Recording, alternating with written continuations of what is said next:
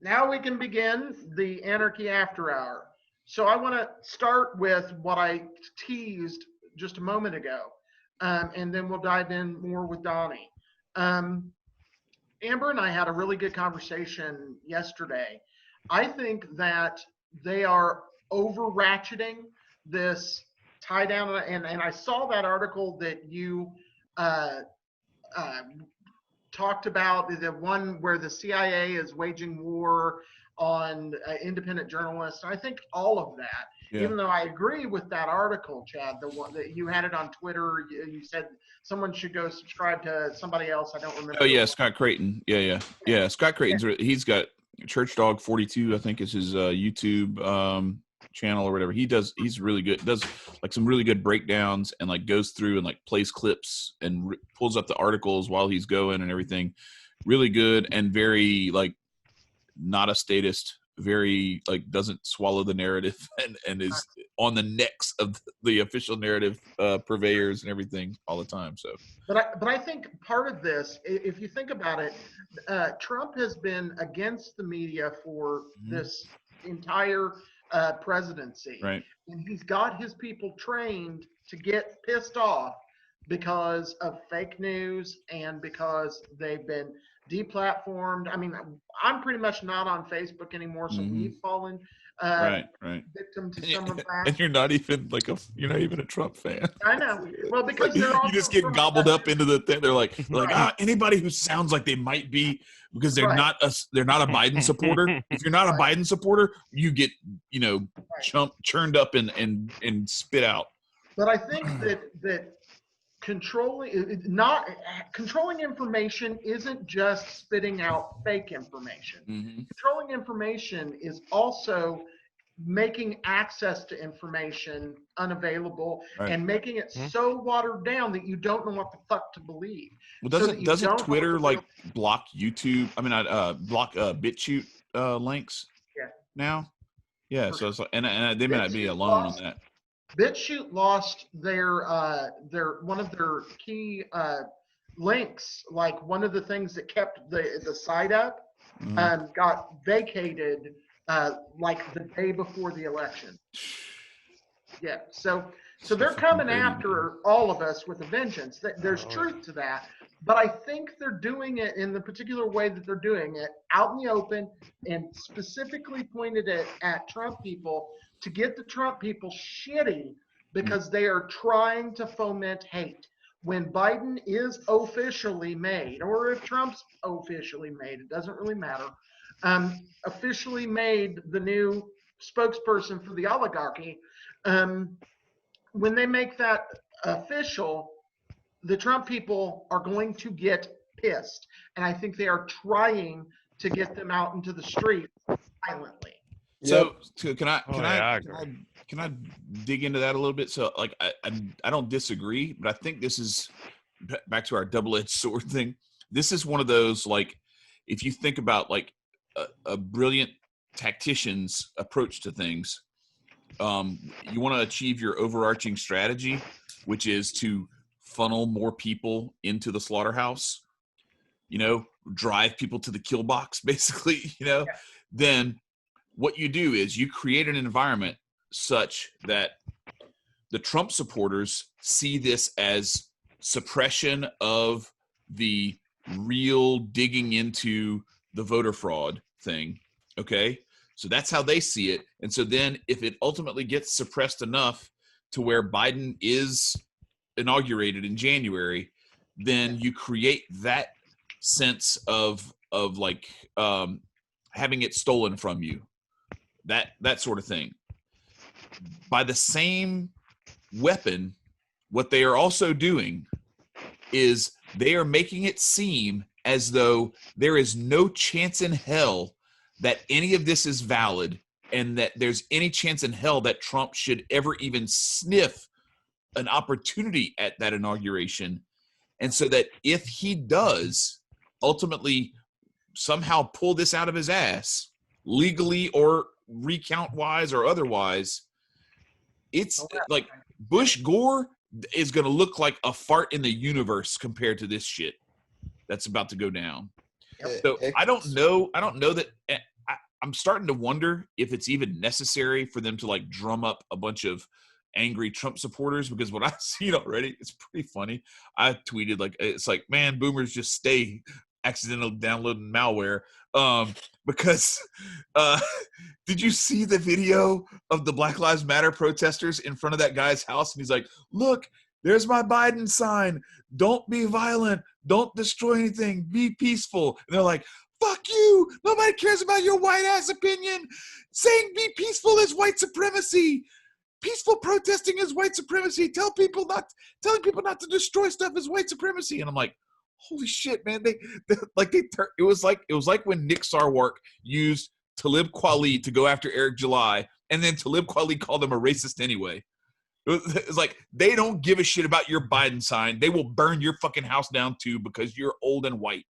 Fuck you, old white man. You deserve. And so I wonder, like, if it's even necessary. Like, they might be able to get the blood and carnage in the streets just by having the victorious Biden supporters continue to not be set, because they're already, like, the Antifa and BLM crowd is already doing the fuck Biden and fuck Kamala chants. And so I'm thinking like what you and what Adam House were talking about, where this is like this Trojan horse, and inside the Trojan horse is a big ass fucking boot for all that noise. All that smoke is going to be met with the boot. For sure. Nico, what you think, man? No, I was going to lead. I think this was going to be a civil war or something along the lines of like getting people out and like getting people to like fight each other over stupid shit. Mm-hmm. But I digress.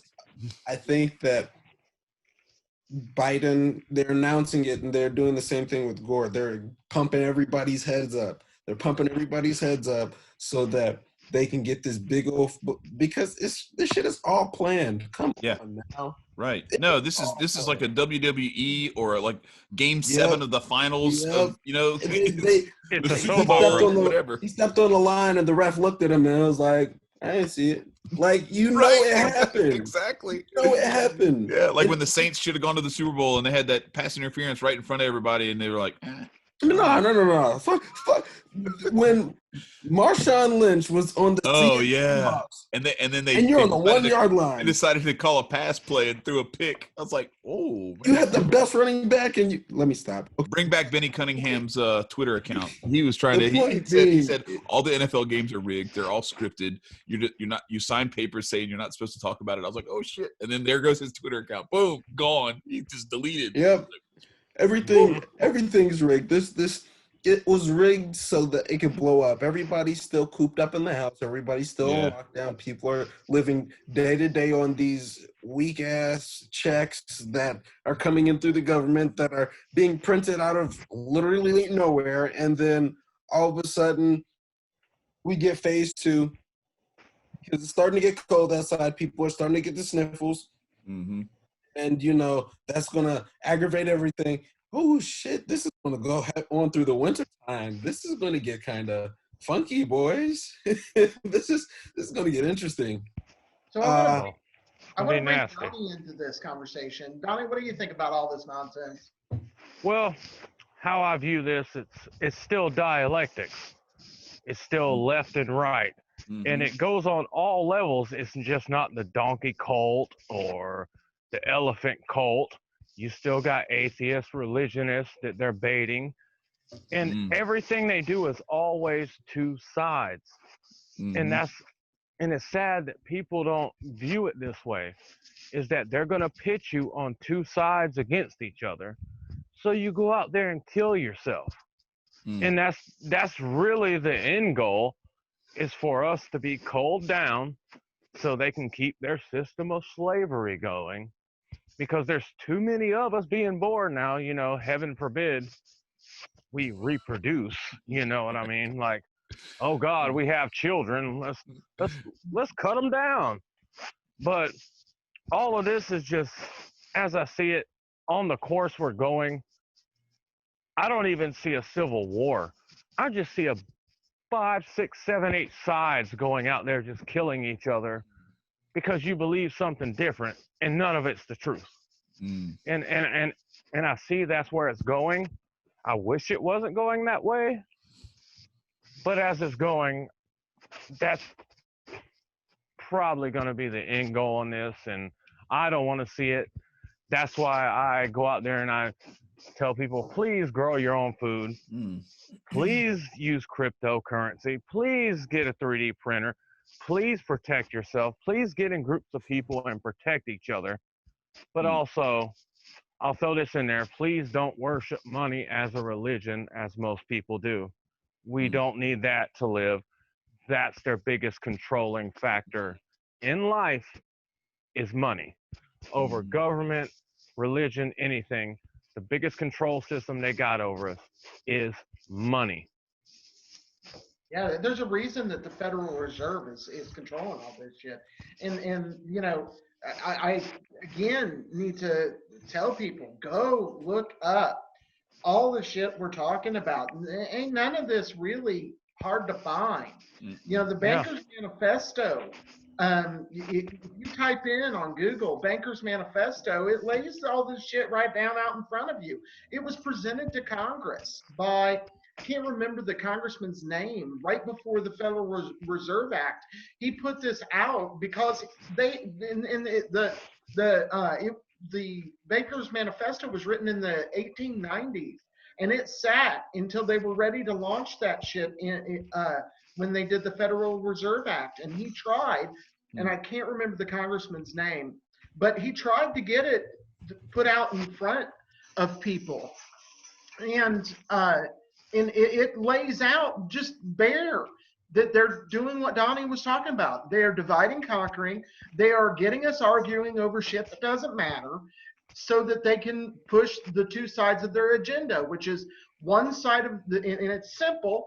And they said flat out, we're going to get this down to two parties in this country, and we're going to have one party that is going to push our empire outside of the United States and enslave the rest of the world, and then we're going to get the other side to enslave inside the United States. And you have the Democrats and Republicans. And Charles Lindbergh, by the way, is who. Yeah, Charles Lindbergh. Yeah. We the bankers must proceed with caution and guard every move made, for the lower order of people are already showing signs of restless commotion. Prudence will therefore show a policy of apparently yielding to the popular will until our plans are so far consummated that we can declare our designs without fear of any organized resistance. Holy shit. 1892. Yeah, I've never read that before, but that's they've been saying it for years. They've been putting it in books and articles. They have no fear of recourse. And it's magic, man. This is is that quoted in The Creature from Jekyll Island? It sounds familiar, but it's not like I didn't remember reading it that way or something. It's been a while since I read Creature from Jekyll Island, like 10 years or so. So I need to pick that one up again. But yeah, it's But yeah, just like now we got Project Warp Speed going on now. So that's the new thing out there. And I mean, I'm not going to discount anybody. I'm going to sit here and take in the knowledge a little more, but I mean, what people are presenting about Project Warp Speed does make sense to what we're seeing. So, I mean, I wouldn't be surprised by the end of 2021. They're trying to chip us, track us, you know, make us total slaves. I mean, I still think that's kind of too soon. Yeah. But I wouldn't be surprised if it was tried. Well, I go back to and there's this clip. I'm going to try to find it and I'm going to put it into this episode. I'm going to insert it in here. But there's this clip that we had. Somebody brought it up in the Hotep Nation chat a while back. I don't remember what cartoon it's from. But it's from this like little cartoon on Cartoon Network or something like that. But it's all these people going and getting chipped, and it's basically like it's the new iPhone. The Smart Mark. Throw your other devices away because the Smart Mark is more than just a phone. It's part of you. Use it as cash. Book your travel. And even shoot video. Distribution points are all over the city. And don't let the lines discourage you. The Rook Unlimited Smart Mark is worth the wait.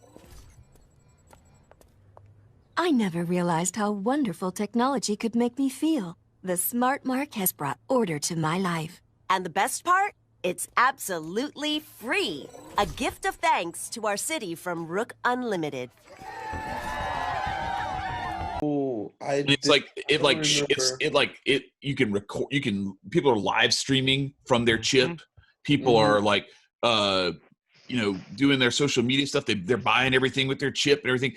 And it's like, it's a fad. It's like wearing a Gucci belt or wearing the new Jordans or having like the new Tesla car or whatever. It's like, it's the thing. It's the status symbol. Culturally accepted. And so people are going and Elon chip that he's people are going and voluntarily getting this shit put on them. And so I think it's funny. We weren't even a week after the election, and all of a sudden, boom! Monday morning, 90% effective vaccine from Pfizer. I think it was the next day. The next day, it was like between Regeneron and somebody else, they had a cure, basically, like a not a cure, but like a suppression. Something that, like, if you're sick, you get better faster, and you have your effects are lessened. It really helps people out who are really sick from this thing. And so I'm not saying it on purpose because I don't want to have the little disclaimer come up on our bottom of our episode.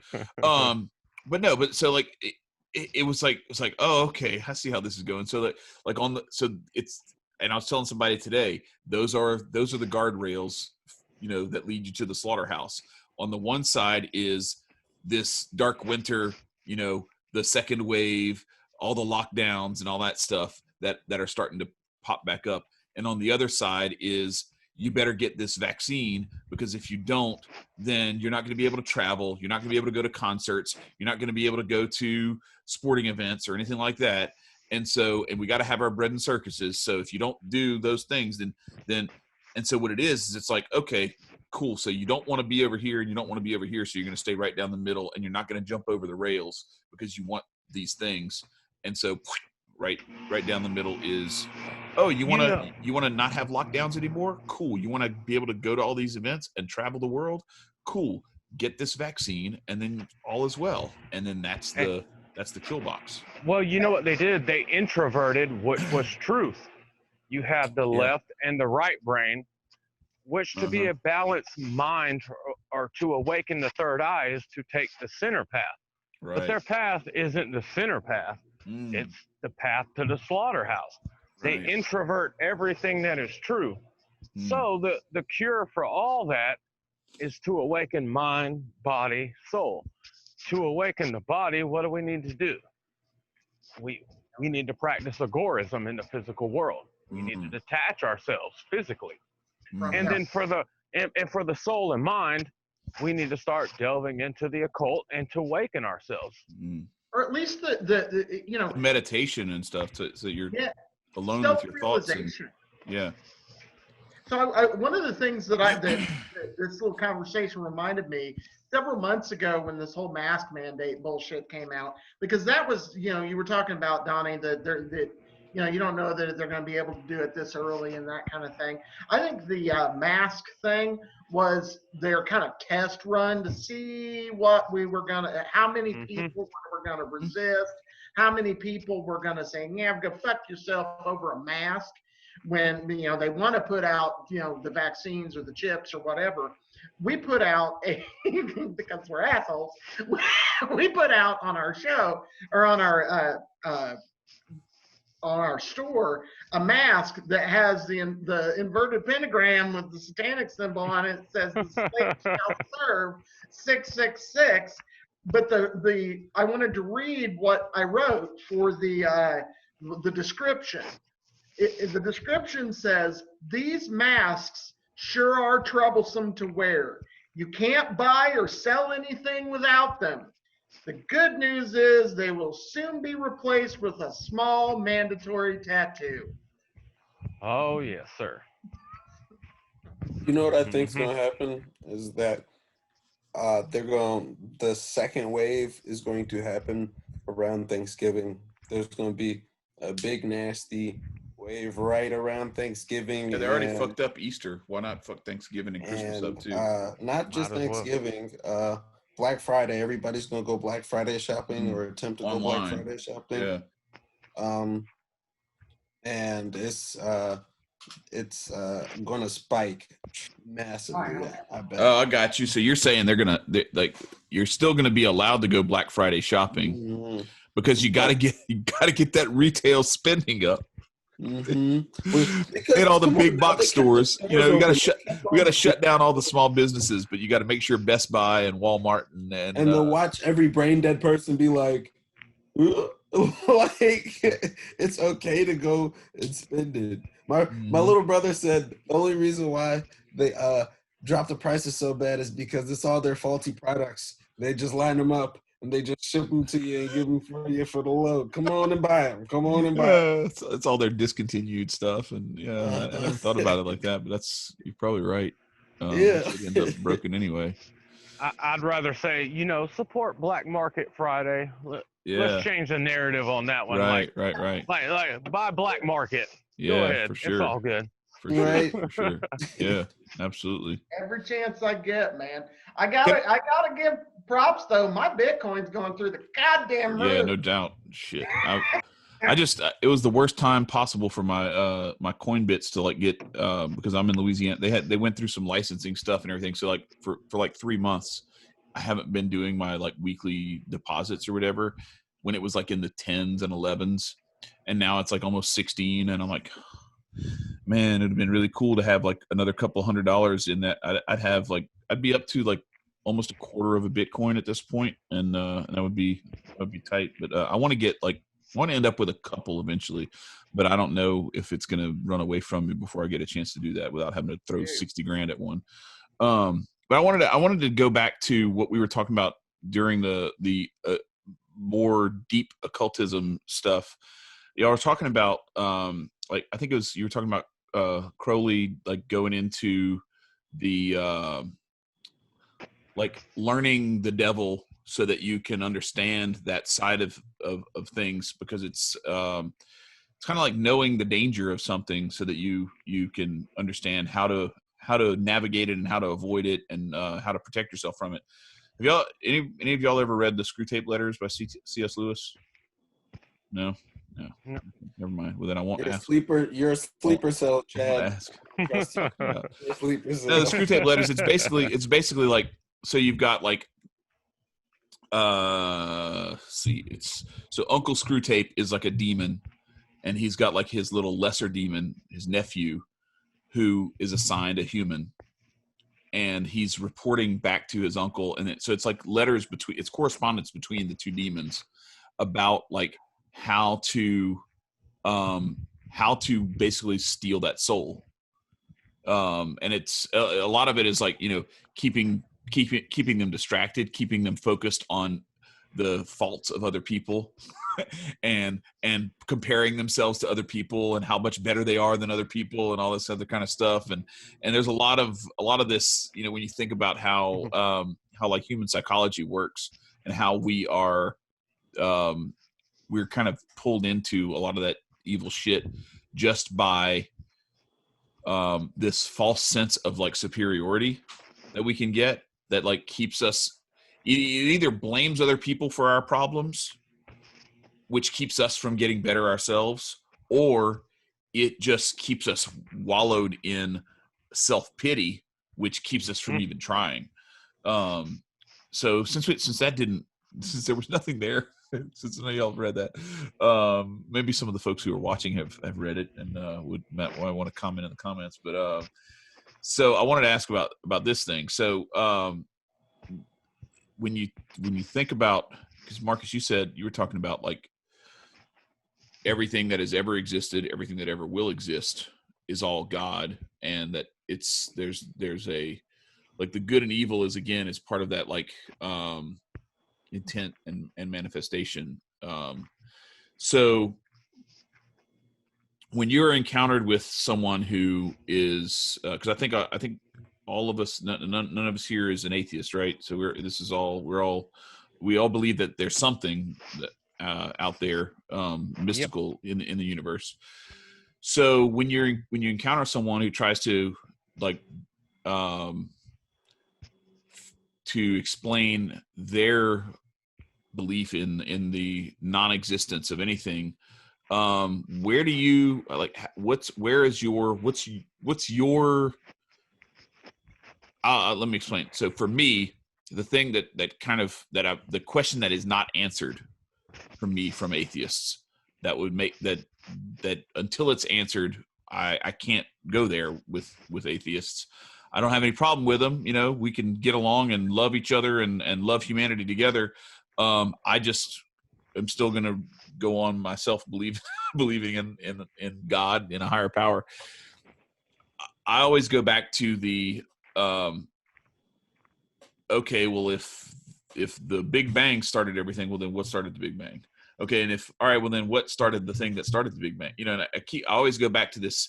So to me, this concept that we have been, that I've downloaded, at least, that I was taught of what God is the only thing that I've ever heard described that has no beginning or end, that is infinite in all directions, you know, not just both directions, but in all directions, infinite in all directions. That's the only way that I can see any of this other stuff happening, because otherwise there's always, I'm like a little child when it comes to these questions. Like, I always have to ask, but what came before that? You know, if there was a beginning, what came before the beginning? Because you can't, that's natural. There can't just be nothing and then boom, there's something. Like there has to have been something forever. Chad, remember what I said? For you to conceive God, you always have to take in consideration the conceiving the impossible. So, you know, for you to try and conceive it with our, you know, right. 3D limits are right. Us thinking nothing, that might be something amazing, like immaculate. Yeah. You feel me? Right. Yeah. No, that's interesting. Like to think of the concept of nothing as we see it, as actually being something even more, because it is empty of all that other shit that we put. So what's it for you, Marcus? And then we'll ask Donnie to. Yeah, I need to comment on a couple things. First of all, Crowley. One, I'm going to get to the how you can prove God and how you can prove without any doubt that that there is one, because God is the only answer that fits a particular set of instances. But that conversation led to an equation, and this equation was began by Aleister Crowley, because mathematics and science are part of magic. Magic is the science and art of causing change to occur within conformity of one's will. That is Crowley's definition to what it is. It is a science and it is an art. So, but I personally like what Crowley had a magical fraternity called the AA, which I find is funny, but the AA had a motto, and the motto was the goal of religion and the method of science. And so science is a huge part of what magic is. And so Crowley came up with, he was trying to explain the universe using a mathematical equation. And he began that with the equation 2 equals 0. And you say, okay, but 2 doesn't equal 0. And then he explained that. Right. He explained that you have one thing, any one thing, that one thing. And everything that is not that one thing. Okay. That is 1 plus minus 1, which equals 0. Okay. So 2 equals 0 is how that breaks down.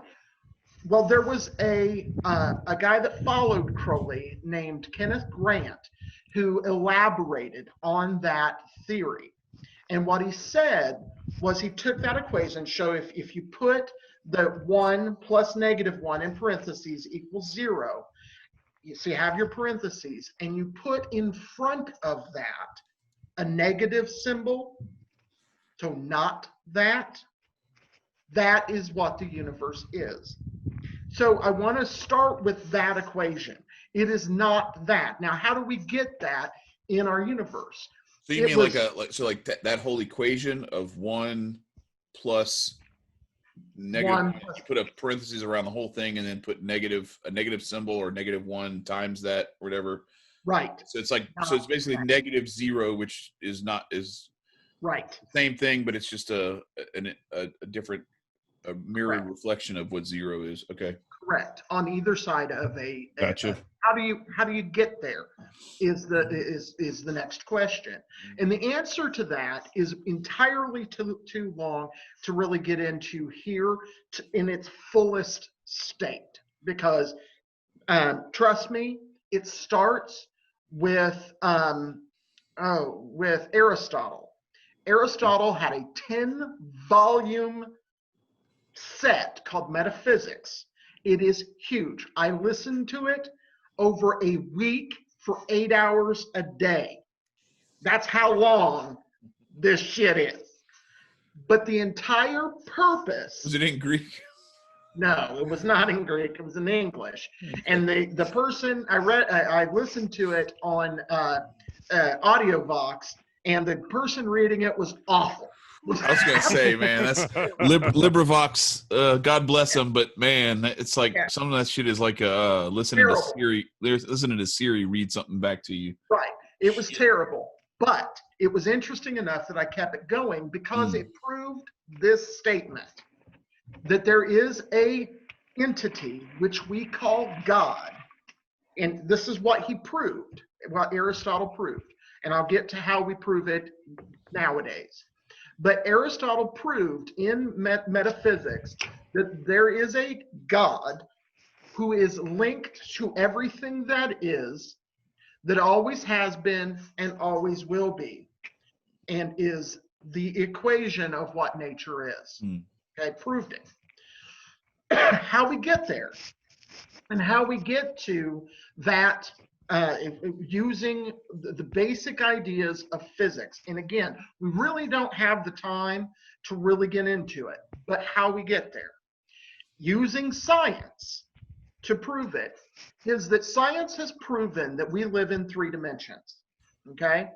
But that there are at least, this is physics, at least 6 dimensions, 3 of which we are mostly not aware of. They actually have theorized there's 11. Some people say 7, but they have pretty much. QAnon says there are like 9 million. Right, so. For sure. But and they're playing chess in all 9 million. Right. Trump, that's how Trump's doing. This is all part of the plan. Yes. So okay. So you have 6 dimensions. Okay, just to take it to the smallest amount. Holy shit. So, but we live in 3 dimensions, but we don't. And what we don't, because science can prove the 4th dimension exists. That 4th dimension is time. And that 4th dimension being time, and they've proven this. This is, you can look it up. This is physics. This isn't pseudoscience. This is science. Time exists as a dimension, which means that it is no different than than height, because the 3 dimensions are height, depth, and width. Yeah. So if it is the same at time, that means that there cannot be a beginning or an end, because so I was actually thinking about, like, if you just think about it from the standpoint of back to what we were talking about before about the author of scripture and of nature being the same author, and whether you believe in the Bible or any of that, like I still think it's like, even if you just believe the Bible was a bunch of shit written by human beings, it's still human beings writing their interpretation of what the cosmos is trying to tell them, right? What God is trying to tell them. And if you think about nature and like supernature. Like when Hotep Jesus had my brother on, they talked about that, about supernatural. He's like, no, it's perfectly natural. He doesn't see it as supernatural. He just sees it as like perfectly natural. And it's like, well, okay, as people have perceived supernatural to be, that it's not of the physical, tangible, visible realm, but that it is of something that is beyond what we are able to perceive with our normal senses. We have to go extrasensory, or to senses that aren't defined in the sight, smell, taste, touch, and hearing.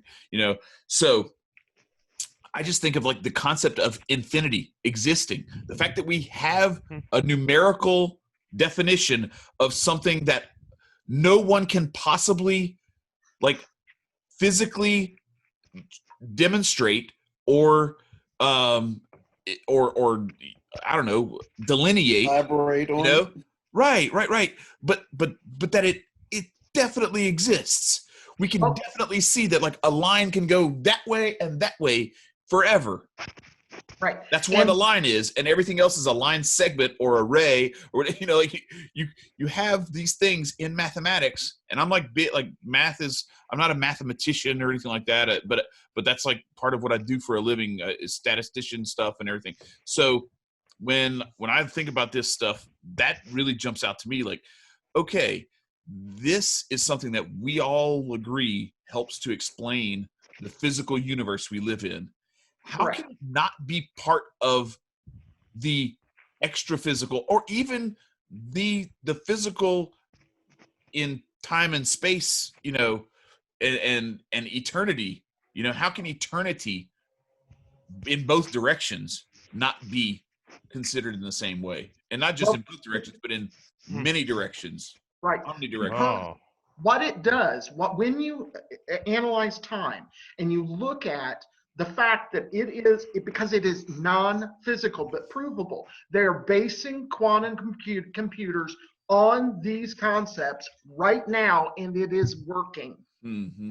So time is a thing, and if it is the beginning and the end, and because there is no beginning and end, and it is constantly out there, mm-hmm. and it is a provable scientific fact that God is all things from the beginning of time forever, and that never ends. Mm-hmm. It is the collection of all things, good, evil, and in physics. Now we've left what is provable science, but this is a theory. To get to the Big Bang working, and I'm going to try to finish this up quickly so I'm not monopolizing the time, but when there is a theory out there amongst real scientists that the thing that pre-exists physical nature is consciousness. And that consciousness, when mathematically looked at in comparison to the Big Bang, it solves a scientific problem. Because when they do the math, like you said, zero is not a thing, negatives are not a thing. And with the Big Bang Theory, they have a problem because the lines intersect, which means they become negative. And that's impossible unless you predate consciousness beforehand, and then it becomes a line, and they level out mathematically. You can look it up. I don't have the link. And to be honest, the articles, I've read about 4 of them on it. I only caught about half of it. I'm not that goddamn smart. Yeah. So there's my answer. I know it was a long one, and I'm sorry for monopolizing a bit of the time. No, I want to hear Donnie. I want to hear Donnie chime in on this, and then I want to let Nico kind of bring us home. I'll state this about time. Most people think of time as a line to line. We got to break out of that time is a complete circle. That's truly what God is a complete circle. That past, present, and future are all rotating at the same time. Let's go.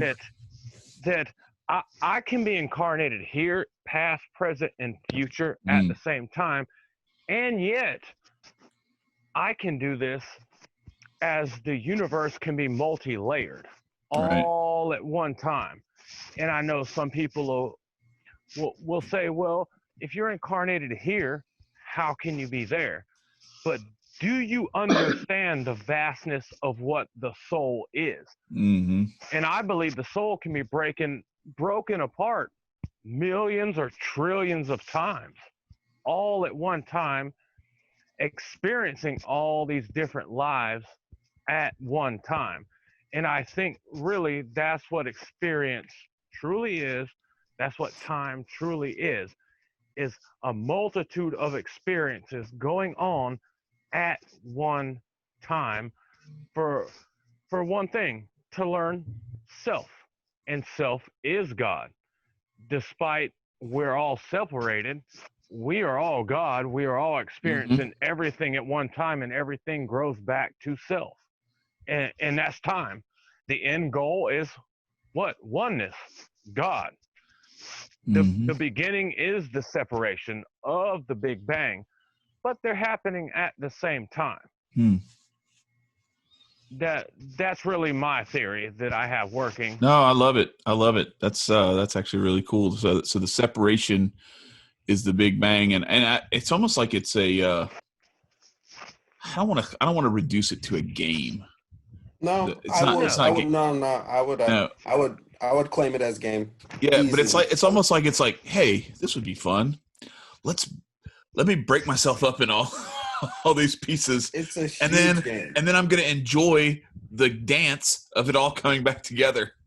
It's like I imagine life to be the little theory is like, you know, those game selections where you're about to choose your character and whatnot. Right. Well, in the theory of my game of life, you don't just have human. You have a huge array of all types of things, aliens outside of this galaxy, the things that are here. And since God is one and one is God, we all experience that. But later down the line, we have like objectives, side missions. We have to level up. Our lives are basically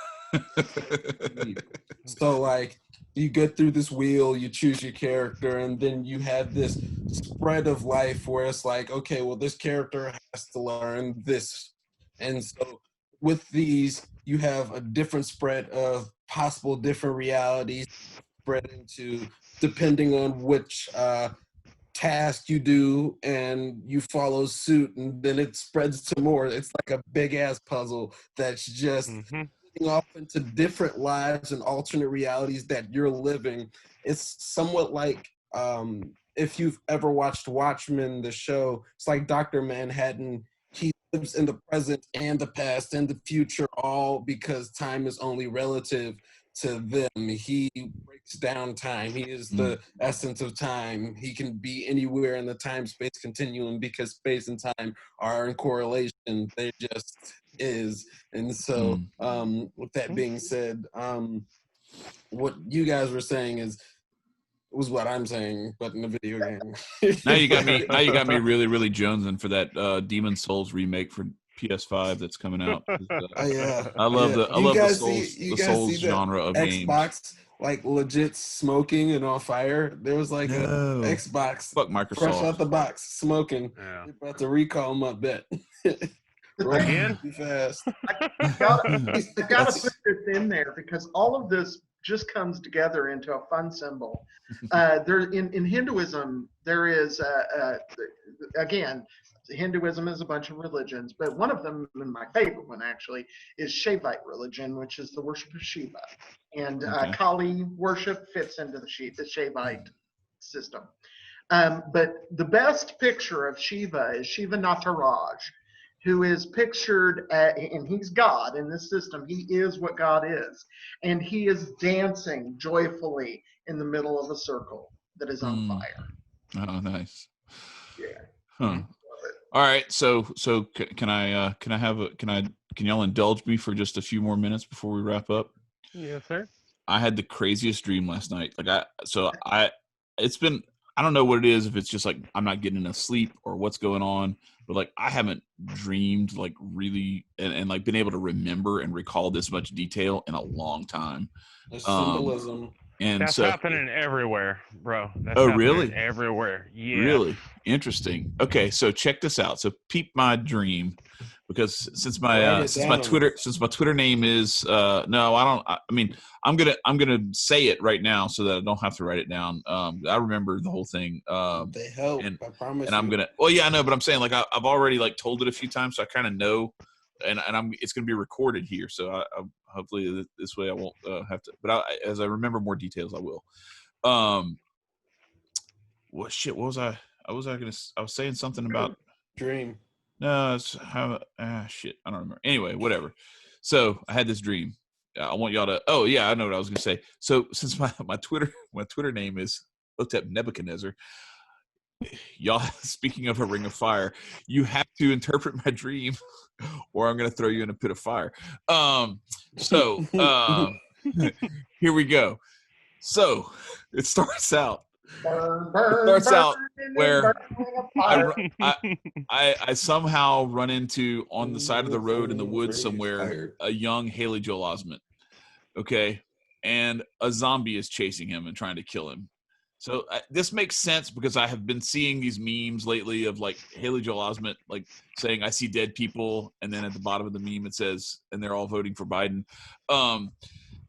It's so that part makes sense. Like I get that connection, why that appeared in my dream, and the zombie thing, and you know, like we're in like a zombie apocalypse right now, and Biden's damn near a zombie at this point anyway. So I get that part.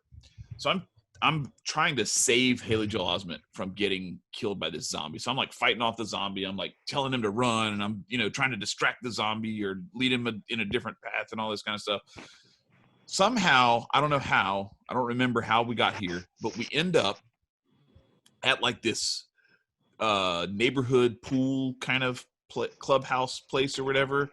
And there's all these other kids and everything. And my kids are there. Haley Joel Osment's gone. I don't know where he went, but he's not even part of the story anymore at this point. My kids are there, and I'm telling them, I'm like, get the fuck in the car, get in the car, we gotta go.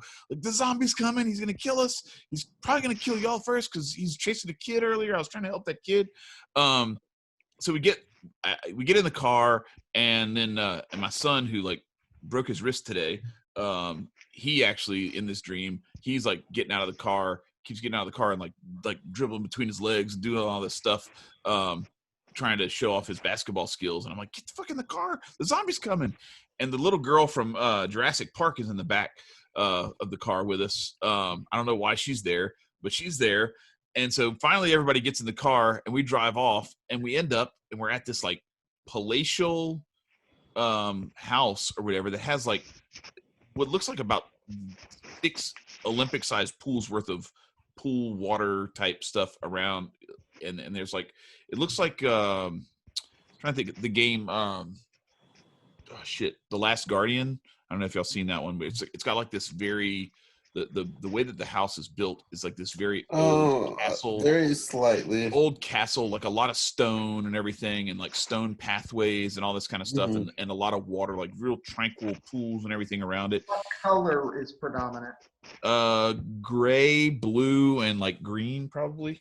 And so the pool house was white at those little pool club or whatever, and in the colors that I remember from the Haley, it was a lot of like grays, black and whites, and like very discolored, like not colored at all, and not discolored, but anyway, just like colorless, very monochromatic, like an Evil Dead, or not Evil Dead, the Night of the Living Dead, black and white type shit. But anyway, so we're at this big palatial house, and it's like we're indoors, but it's like we're in like an atrium type setting. It's kind of dimly lit, and like one of my kids is like tightrope walking on the edge, on this like concrete edge that's like overlooks the pool. And so I'm like, hey, watch out. But I kind of don't care because I mean they can all swim, so it's not a big deal. We've always had a pool at our house, so I'm not worried about them drowning or anything. But this is where the shit gets stupid. All right, so then to the left are these little bushes, like little shrubbery type things, like little dwarf azaleas or something like that. And there are these rabbits that I'm telling you, these rabbits are about this big. And they're in the branches of this bush, like little baby rabbits. And there are big, fat cats in the bushes. And like if you go near one of the rabbits, the cats they're like protecting the rabbits. It's really crazy. So then like the rabbit, I go up closer because I'm like, the rabbits are adorable, and I hate cats. But anyway, the rabbits are adorable, so I'm trying to get closer. The rabbits all scurry away. They get into like this caged enclosure thing, but then there's like a top of that enclosure, and there are a lot of them that are on top of the cage, and they're just running around on top of the cage, like out in the open, exposed. So they haven't like retreated to safety in the cage, and they're a little more curious. And so I get out my phone, and I'm doing this, and I'm trying to record these rabbits because they're adorable, or take a picture or whatever. And this is how it ends. One of the rabbits grabs my phone with his teeth. Now these rabbits are like this big, like maybe this big around. Okay. He just grabs onto my phone with his teeth and starts pulling and runs away with it. And he just goes, "Let's go." And that's it. I have no idea what my wife asked me if I was tripping or something. I was like, no, I didn't even like have anything to drink or anything yesterday. It was just that sounds like a good trip, though. I'm not gonna lie. That's what a few people told me. They're like, "Man, you sound like you did like some DMT or something." I was like, "No, I'm not." Just well, so anyway. What's fun is I'm going to analyze it via Kabbalah. Okay. Because you, my friend, the whole world before that is like in Kabbalah, everything up to the tree of life is the physical world. It's the things that we attribute to the physical world, and it's all went to shit. We have the zombie apocalypse, all that stuff's going on. So you go into the water, which is, I said at the beginning of this whole thing, is Banat, is the first Sephra of the Black Lake, yeah. Right, the Black Lake, all water, all of that stuff. So you're going into the water with all these things. There's a bunch of symbolism in this. The symbolism generally is feminine. Rabbits are feminine. Cats are feminine. The cats are defending the rabbits. You have all of this feminine symbolism. I said, what colors did you see? The rabbits were brown, for what it's worth. And okay. The cats were kind of grayish. Yeah, but the colors you said on the Tree of Life, I'm going to read you the left side, which is the feminine side that we've talked about, the symbolism, right? The colors for the left side are black, red, and orange, okay? The colors in order of the right side, the masculine side, the balance that you remember I said you have to balance between the two. Yep. In order are gray, blue, and green. Wow. Okay. And so the entire experience, what I see. There's no order. What'd you say? No order. There's no order. There's no order. Okay. There's no order. So, but what I see is that you were leaving behind in your dream the chaos of this world and uniting the feminine and masculine within yourself. Valid as hell. Makes sense. Okay. Valid. I kind of wish you hadn't said anything. I wanted to hear what Donnie and Nico were going to say before you tainted their opinions with your perspective. Dang it, Marcus. I know. I know it all. I can't help it. No, I was looking into the things of like trying to figure out what the representation of like the two actors meant to you, to the two actors. Oh yeah. Because you had I don't know that chick's name. Boy and girl. She was in the original Tremors too. She's like a little bitty girl in Tremors. We saw that recently. Like because Halloween they had all these things on TV. What was your emotion during that time? During Tremors? Watching Tremors? Nah, well, whenever you've seen that girl. It was like I am in all these things. I got in trouble when my father-in-law died back 6 years ago, my oldest son, who was, I think he would have been 8 at the time, he was like yelling at me in the car because I wasn't crying on the way while we were driving on the way to see him, when we knew he had fallen down, he wasn't getting up, the paramedics had been called and all this stuff. Everybody is like just ballistic, beside themselves. My wife is like, she can kind of see the writing on the wall. She's scared, and like it's feeding off onto the kids. And so my role in that environment, right, is to be the man who is taking control, is calm, is level-headed, and is getting us where we need to be without letting the panic affect me. And so I was being there. I was stoic. I wasn't indifferent. I was just stoic. And that's kind of how I felt. Like I felt like there was a sense of urgency that I felt, but there was also a sense of like, I'm not panicking. I'm not going to go crazy, but y'all need to get the fuck in the car right now. Listen to me, get in the car. We don't have time for bullshit. Let's go.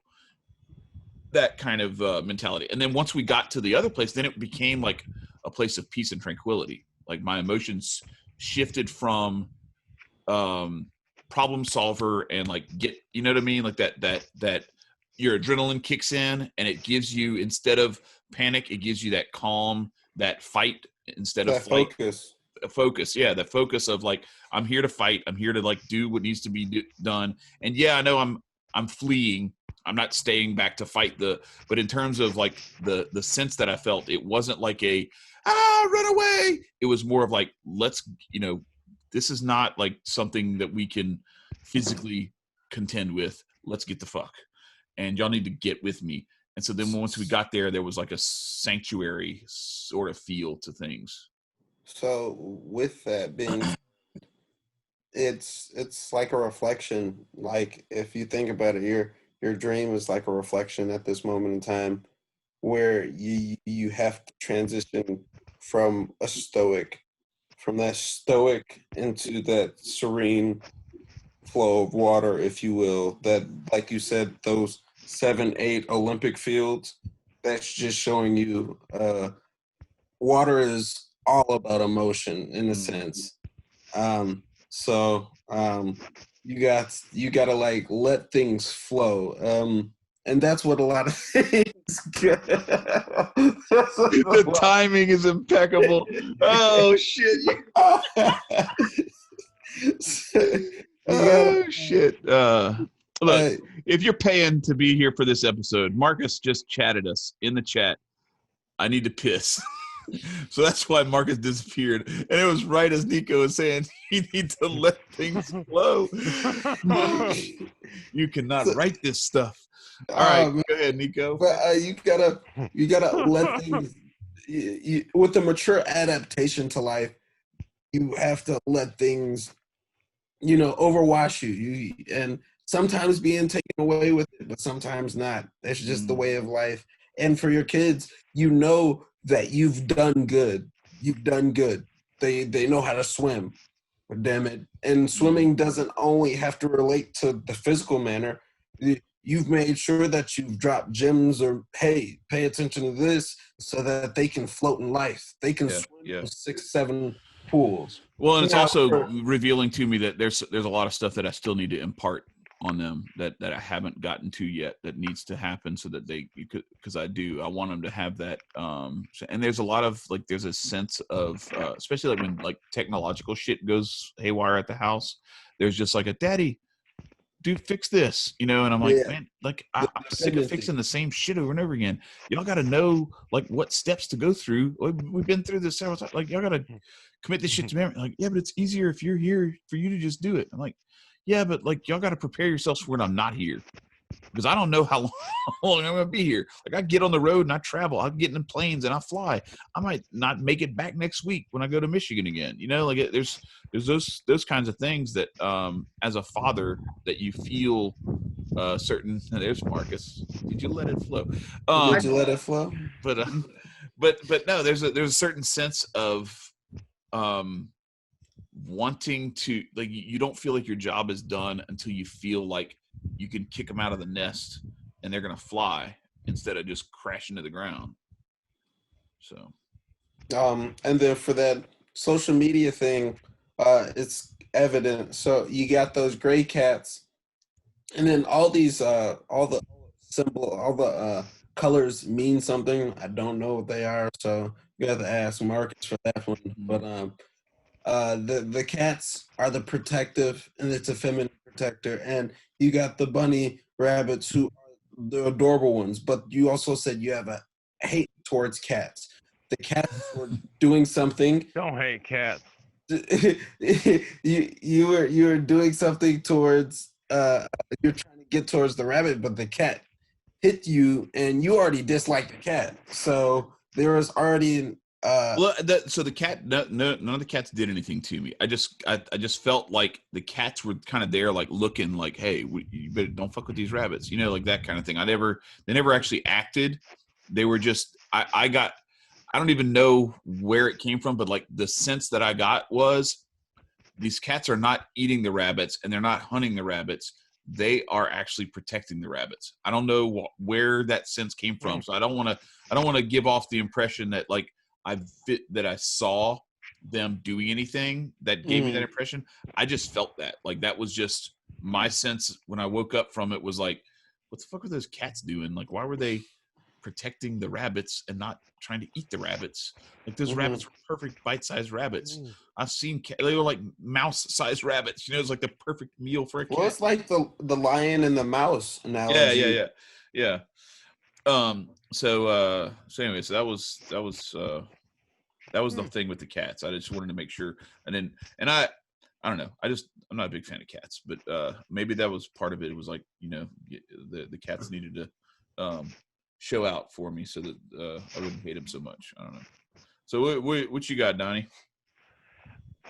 A lot of symbolism in that dream.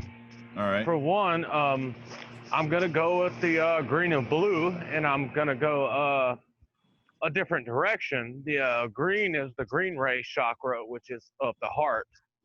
The blue ray is which of the third eye, the awakened mind. And what I think with the cat and bunny is a little different. Like you say, protection of the child. You are the cat. You did nothing to the child. You're just sitting there protecting, as don't mess with the bunny, right? Yeah, okay, I got you. Yeah. See, that I think that's why you really got the feeling. But I mean, every dream's like that. We all have our funky little symbolism in every dream, and I'm just gonna say, like, over the past 6 months in like spiritualist communities, people have been getting weird dreams. So this has been occurring over like the last 6 months. Like, people have been getting very vivid dreams. Yeah, like, so that's what I was pretty gonna much say. lucid dreams. Yeah, it was almost like that for me. Like, but so I want to clarify. Like, I had gotten to the point where, like, I could probably count on one hand the number of dreams that I woke up remembering in the last decade. Wow. And I've had 2 in back-to-back nights where, like, I remember. I got a question. This was the one that had the most detail. Did you feel in control of the dream, like you were directing the dream? I felt so I remember, like, as a child having these dreams where I would feel that sense of like helplessness and like you're running away from the chainsaw murderer serial killer guy, and your legs are asleep, and you're actually physically experiencing one of your feet or legs is asleep, and like, so you can't move, you can't run, or shit like that. I've had that kind of stuff. This was not that kind of dream. I never felt legitimately threatened to succumb to the zombie or any of that kind of stuff. I felt like from start to finish that this was a threat. The threat needed to be either neutralized or escaped from, but I felt in complete control of making that happen. Now, I don't feel necessarily, I wouldn't say that I felt like I was directing the dream, but I felt more of a sense of like hopefulness and like control over the outcome than I remember from like my childhood and stuff. Because I've had some of those where like, like the show up in your underwear for the final exam and you didn't ever study and like you're naked and like you're like, what the fuck's going on? Why am I? Or like even like with college, I was out of college for like 5 years and I was still waking up in college. I was having dreams of like I was late for a college class. I hadn't been all semester and I'm late for the final and there's a project due and I haven't done anything and I also don't have clothes on. This was not that kind of, like insecurity laden dream. It was, I felt in control of what was around me, but I didn't feel like I was conducting the environment. I didn't feel like I was constructing or directing the environment or the direction of it. I just felt like in the situations I was placed in, I didn't have much of a doubt that we were going to succeed. Well, I will say those feelings where you're in a dream, like someone's trying to cut your leg off, right? Right. That's higher self saying to you, wake up. This is actual reality. It's the opposite of what you're thinking, that you think the dream is not reality of self. But the dream is actually reality of self. You're trying to teach yourself a lesson you need to learn. So the best thing to do is actually write down every dream you have in as much detail as you can and write it down every day for weeks on end. Okay. Just to see if you have different patterns that keep popping up. Okay. And if I you have did that. I most definitely did that. I have a dream journal with over like 30, 45 dreams, and they get more vivid and more vivid each time. And like I love to sit down and psychoanalyze like, how was I feeling about this? Or damn, this is an unexpressed emotion that I haven't had with this person. So like you can legit become your own therapist with your dreams. Yep. You You're can not like. You're not gonna believe what my dream Monday night was. Oh shit, bro! The best thing to do with those dreams is to actually meditate before the dreams. Is to actually picture yourself in total control of the dreams. Like picture your mind, body, soul as best you can, and then picture yourself in control. For at least 15 minutes, 20 minutes before you go to bed. Before you go to sleep, yeah. Then go to sleep and see what happens. Okay. Yeah. I want to add real briefly, and we probably ought to wrap this up soon, but I do want to add, I knew the symbolism of the rabbit. I knew the planetary association because with a lot of what I've done in the past, it's all about associations, the Kabbalah and all that kind of stuff. So I knew the planetary association for a rabbit was the moon, but I didn't know what the planetary association with the cat was. I should have. It's Saturn, which is Banah, right, and which is the black sphere. But one of the things that I found interesting about that is there is a natural mystical link between Saturn and the moon. The moon, when you map out the tree, again, there's the serpent path that goes back and forth, and the tree of life itself is actually the serpent path. The dove path is taking all of that and condensing it into the middle.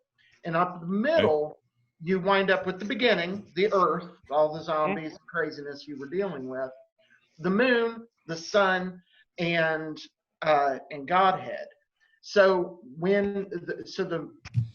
what the two symbols do is when you compact Saturn, because when you're just dealing with the middle pillar, when you're just dealing with the center, you're only dealing with everything beneath beneath what's called the abyss, everything beneath the top of the tree. And then Saturn, which is the moon in this particular pattern, the sun, which is Hokmah, which is the right side, the good side, and then God. And so there's a natural connection to that. So what I saw also, just thinking about that connection, was the higher self, your higher self, and this kind of plans itself out through the entirety of the dream, looking at it as a whole. Is the cat is your higher self protecting your lower self, your physical self, your lower self from the adversity that the world is presenting you. Makes sense. Yeah, and so again, we probably ought to wrap up with for some I appreciate y'all indulging me with that, because that was something that I was like, I don't know where. I thought about putting a little video out. Actually, what I might do, I might clip that part of me describing it, and then like tease the after hour with that to hear what your interpretations are, and then also to like get people to comment what their interpretations are as well. But I appreciate y'all doing it, because I was kind of, I felt like this was a good audience to throw that at, and I really like, I love the reactions, the explanations, because I got some stuff to think about, and like, I thank you, Donnie, for kind of that little guide for, you know, a good way to kind of prep myself, because I was excited when I woke up this morning, and I was like, holy shit, like I dreamt again, like this is awesome, you know, because it's I don't know if it means anything about the quality of sleep that I got necessarily, but it felt like it was a return to something that I remembered and enjoyed as a younger man, and as a child, of being able to kind of like explore what my subconscious was trying to tell me, and losing that for as long as I did was unsettling. Honestly, it felt like I was lost, and I was just in this, you know, in this awakened world where I feel like sometimes it's there's more distractions and distortions than there are in the dream world sometimes. For sure. So hopefully, Donnie and myself, and for that matter, Nico and Chad. You know, Chad, one of the things I wanted to touch on real quick before wrapping this up is, you may not understand this perfectly, but you're just like us. You're just like us. You're Catholic, and Catholics are magicians. Catholics are occultists, or I like Donnie's de-occultism. Yeah. I like that, because all we're doing is trying to unravel creation and look at it and admire it and love it. God is about love, and the path to God should be about love too. And if anyone watches this and has gotten this far and is on our Patreon and all of that, hopefully they understand that we're not, so we're not out sacrificing to the great goat god. Right. We're just not. We're trying to explain reality, and we're doing it with things like natural law, to use Donnie. We're doing it with reason, as opposed to just blindness. And whether someone is a Christian, a Hindu, really my religion, I'm a deist. That's what I am religiously. It doesn't change the fact that I'm an occultist, because I am seeking out what lies beneath nature and what lies within nature, and trying to figure this crazy riddle that God provided me that is my life. So thank you if you have made it this far. And this is why Aquarian Anarchy isn't just about anarchy. Right. So, tell all your friends to join the Patreon too, so they can enjoy this stuff along with you. Right. For sure. Speaking of Patreon people, your buddy, isn't he the brown paper bag guy? Yeah, Saul. Yeah. Dude, we gotta get him on here. That's the next thing. So their show is like right before ours, so I'm gonna have to figure out how we can coordinate that with them to get him on there, because I want to get him and Corey both on at the same time. I want to kind of do like a mashup. of our shows. So yeah, I think that would be good. And just to put a little plug in, I guess I probably should have done it the first part, but I will be on Chris Rice's show tomorrow. Right. Yeah, that's right. Yeah, congrats I on don't that. know if it's live or taped, but either way, I'll be sharing. And if he gives me a little background, like if he has a Patreon section, I'll share it with y'all too. Okay. All right, cool. All right. Well, love y'all. Thanks, Donnie, for coming on. Yeah, thank you, Donnie. No problem. I hope you enjoyed yourself as much as we enjoyed having you on. Right. Always, brothers. Right on. All right. Talk to y'all later. But that's one of the things, and like I said, I don't want to dive too far into this because I want to get in. I'd love to get into this as part of the show. But the idea that occultism and Christianity are opposed is false. Yeah. Especially because really if you start real like Christian influence at about 1,000 years after Christ, real like global influence, from then until like 1900, almost all occultism was either Islamic or Christian or Jewish, almost all of it, at least in the West. In the West. So saying like 90% of any book before Aleister Crowley, 90% of the occult books before him were Christian based, like covered in Christian symbolism. It's just that, they paint a circle called demons. Right. What's funny is you go into certain places now, like, in this era, and you go to like different like Christian bookstores and stuff like that, and they have all the Catholic stuff in the cult section. And it's like, I mean, I know there's like a hierarchy, and I know that there's like some people who are pretty, like fanatical about it and everything. But like realistically speaking, like if we're really going to talk about this, first of all, like there's I want to get into the stuff with occultism and like getting into like the real like drill down on real definitions, and so that we can understand, because like I think a lot of what we deal with is just like with anarchy, just like with the word hotep, like you're dealing with using bad people's definitions of good things, and so I want to unpack like what is the real definition of what this entails, and not just use the term and just keep talking about the term without actually defining it for our viewers, because I think it's important to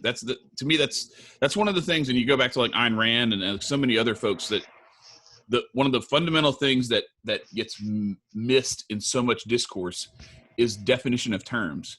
If we're going to sit here and have a discussion about something, we have to know what we're talking about and make sure that we're on the same sheet of music about what we're talking about. Otherwise, we're wasting our time. I could not agree more. Yeah. So, all right, let me. I'm gonna mute. I'm gonna go run. I got to take care of a couple of things before Nico. Because while we're waiting on Nico, I'm gonna do that, and then I'll be right back, and we can hopefully he'll be here. We can get started. I was checking time. We're only at 8:04 right now, anyway. Okay. All right. I'll be right back. Yep. So yeah, one of the things, Donnie, I would kind of like to do is you and I have a little bit of a different background when it comes to occultism. So yes. So I want to kind of play off of each other a bit, because that will let us, show different perspectives. Because you come more from the spiritualist side, and I came from, the traditional witchcraft originally. So yeah, I mean, mine, I think I was pretty close into getting tripped into the New Age movement, but I'm glad I didn't, and I took things from there. Mhm. Also with previous things I studied and the life experience, and that kind of breaks down whenever I explain something that's occult. And I don't know if a lot of people do it. I'm not going to say that I've been looking at everybody's podcast, but I try to explain it without any references. So when I explain something, I just like to give them something that they can relate to, as in their actions in real life, without, I guess, like quoting a book or anything or someone like that. And I get to it after, because then they'll be like, yeah, that makes sense. And then I can hit them with, well, that's occulted knowledge, which in a previous conversation, they'll be like, ugh, that's like devil worship. Sure. Yeah, for me, I guess because I early on was very influenced by Crowley, I just fucking barreled through it and said, yeah, I still haven't even got to his works. Yeah. Well, I kind of got set back here recently.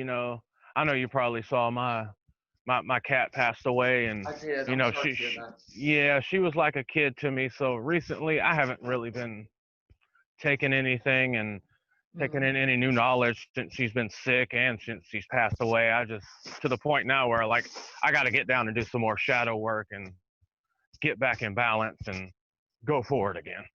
Yeah, you'll get there. I don't want to get too far into the conversation, just because I want to make sure that we've got everything that we need for the Yes, sir. show. But yeah, I think that it'll be interesting. Chad, one of the things I was talking with Donnie about was he and I both come from an occult background, but it's a different kind of occult background. Okay. Like, he and I come from different areas. Like, I'm massively influenced by Aleister Crowley, and like Donnie just said, he's just now kind of looking into Crowley. So it's a different, but I come from, and we'll get into this on the show, but I come from witchcraft. I come from Wicca, and then developed from there. And Donnie started off with and we just got all these new followers. You scare them away now. I know.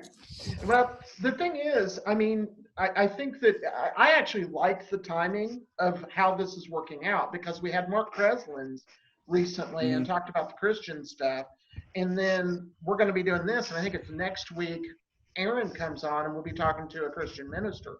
So I like having the kind of splitting the two Christians with somebody else, and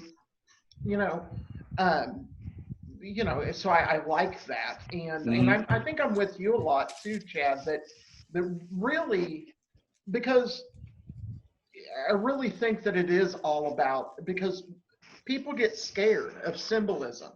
They get scared of stupid shit. They don't if they saw and heard, like if they heard the message. Well, I just talked to the Loa, the voodoo Loa of death, a couple of weeks ago, but if I didn't preface that and just took what he said and said, and just like cut out a bunch of cursing and because he's crazy, but if I put the message out there, most Christians would be, they'd be nodding a lot. There'd be amens, people standing up with Bibles, because he was talking about love and things like that, and not giving into fear. So, yeah, well, I think so. Back to the whole premise that about like my little idea of how like all this stuff is like languages, and about interpretations of the same things. Like we're all seeing. So like one of the things, so like from my standpoint as a Catholic, as a Christian,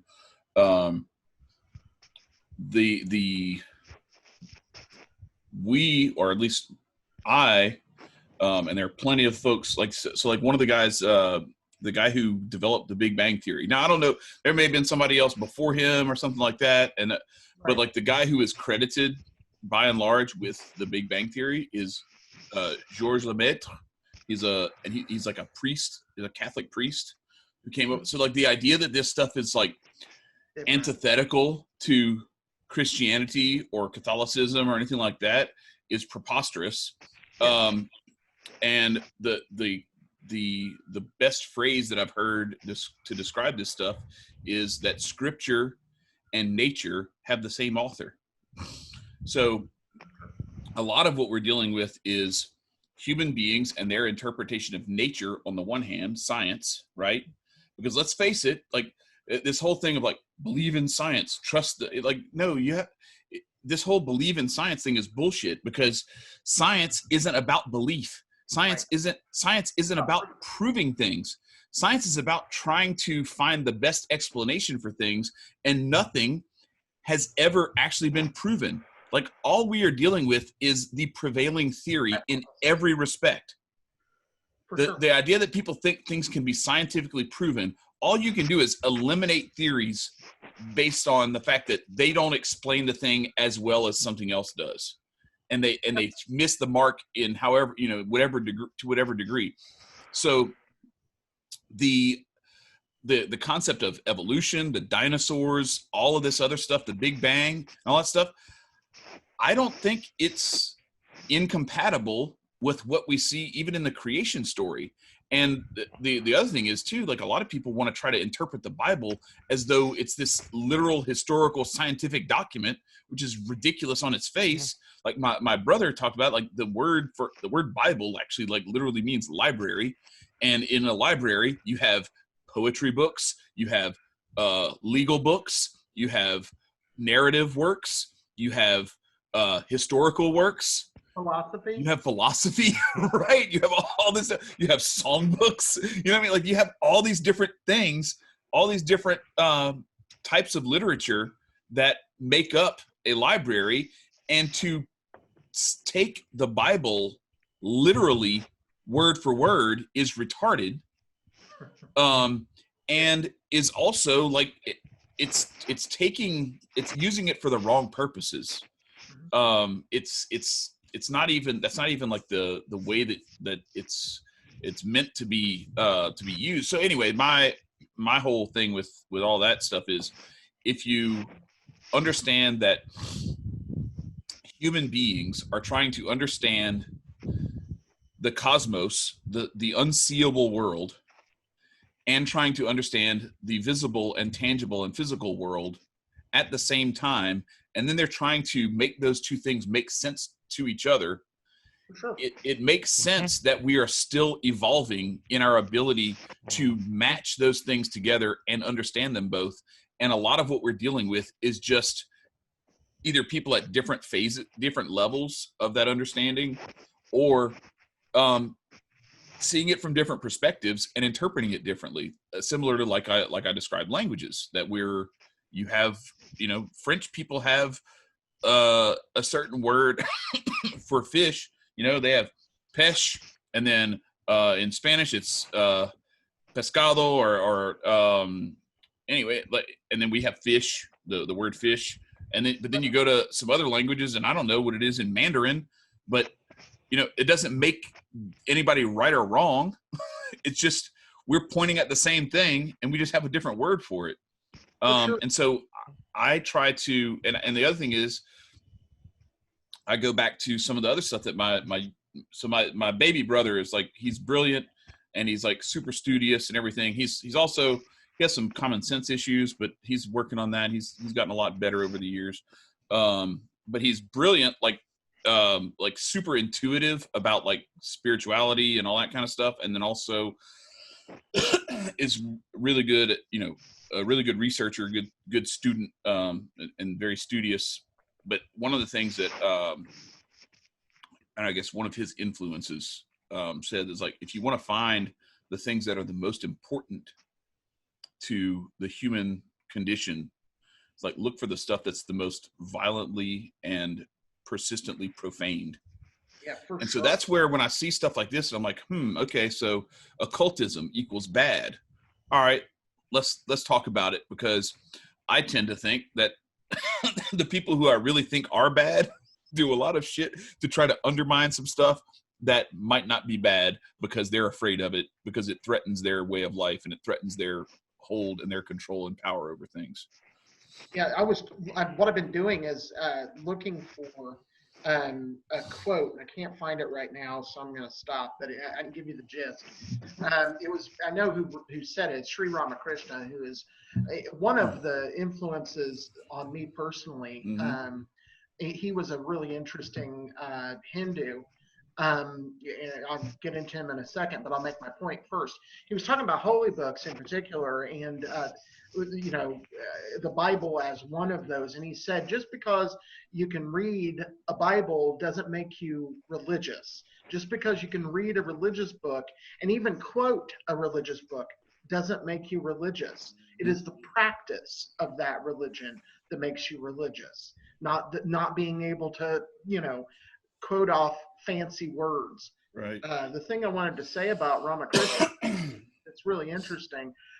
He initially was a Kali worshiper, and most people, when they learn about Hinduism, they don't get that Hinduism is actually not a religion. It's like 100 religions. It's and it's very different. Like a lot of people like to compare it to Christianity, and where you have like Baptists and Pentecostals and Catholics. It's not like that at all. that just because they call it something different and the British decided to lump all these religions into one doesn't make it like Christianity. Right. That's not the way Hinduism works. They are vastly different religions. But he was initially a Kali worshiper, worshiping the goddess Kali, who's the goddess of time. She's the goddess of like lust. She's the goddess of motherhood. She's a goddess of a bunch of stuff. But in Hinduism, there's a left-hand path and a right-hand path. And the right-hand path in Hinduism, it's not good and bad. The right-hand path denies things that take away from purity. Like, for instance, you don't eat beef because it takes away from your purity. You don't, touch somebody's left hand because they wipe their ass with their left hand, because this is the way they did things in India. And then the left-hand path, you accept all things as holy. So it doesn't matter. You can eat cows because everything is holy. And it's two ways of approaching the same thing. But Kali worship is very left-hand path. And there are very few more left-hand path in Hinduism than Kali worshipers. So that's where he started. Okay. And he reached what he considered enlightenment by worshiping Kali. So he's like, and he's got it. The thing he did immediately. The left-hand path is the one you said is more open to, like, everything is good. Everything is holy. So, but once he reached enlightenment doing that, he said, okay, I've done this using this path. Now I need to do it using a different path. Oh, wow. So he became a Christian, and he worked through being a Christian for years until he had an enlightenment, and then he became a Muslim, and he worked through that. Really neat dude. Yeah. Because he truly believed that all paths are true, and that they just are different ways of approaching the same mountain. So. Well, I could say that sounds like to me is like one has to experience every path to find the path of enlightenment. There's no one way to get to it. There's many paths to get to it. It's just up to you to interpret the path that you're on to get to enlightenment. Yeah. And for me, it like I would never tell Chad to stop being a Catholic. Because if I do that, how the fuck do I know what you need to do? Right. Well, and I used to be one of those people, honestly, who like believed this, this thing that we're I think a lot of people are told this, non-Catholics are told this about, because we went to a Christian family camp back in 2012, and it was very, very non-Catholic. I'll say that, like it was not just non-Catholic, it was borderline anti-Catholic. But there were some really cool people, and we loved the people, like the atmosphere was great and all this stuff. But dude, when we went and talked to one of the directors of it, or one of the main people who they had given, because it was really cool. Like, so you go to this camp, like as a family, you stay in like a little cabin together, and then like during the day, like you split up, and so you go to meals together, and you have like breakfast together, and they have all these like college kids and everything. It's called Pine Cove. It's in like just outside of like Tyler, Texas, I think. But anyway, you go to your meals, and they have all these college kids, and these college kids like basically not babysit, like they're at the table with you, and they're cutting your kid's food up, and they're like tending to your kid. When your kid needs another thing of juice or whatever, they go get it and all that stuff. So you and your wife get to just like chill and like enjoy, because a lot of people with little kids, and like, as you know, when you have little kids, those moments do not exist. Like every meal is like you and your kids, and you're like doing stuff, and like you get to eat your food when it's cold after the kid's done throwing shit all over the place and everything else, you know. So this is cool because you got that stuff. So every meal is like that. But then between meals, you split up, and like the adults go to like adult Bible study type thing, and then the kids go off and they do like kid Bible study. Well, so then that's kind of an interesting time, because you start to see like the vibe of this thing, and you know how, you know, we know where we are. And I'm not like really cool with my kids. I don't know what they're telling my kids when they're away from me. And if they're telling my kids anything like what I'm hearing, I'm like, man, are my kids starting to feel real insecure about who they are, and like whether like we're lying to them or something and all that stuff, you know, because a lot of that stuff comes up. So we went and met with like one of the main folks at this thing, my wife and I, to say, hey, look, we love the atmosphere. The counselors are great. The kids love it. There's all kind. They did like banana boat riding and like zip lining and all this other kind of cool stuff. So it's not just like Bible study camp. It's like actually cool camp. A lot of fun activities and everything. But we said, like, we're a little concerned. Like, we're Catholic, and we intend to stay that way. And I'm cool with coming here and like getting like the sort of non-denominational spirituality and Christianity type stuff. But what I'm not cool with is people trying to tell my kids that they're not really Christians because they haven't been baptized in the swimming pool yet.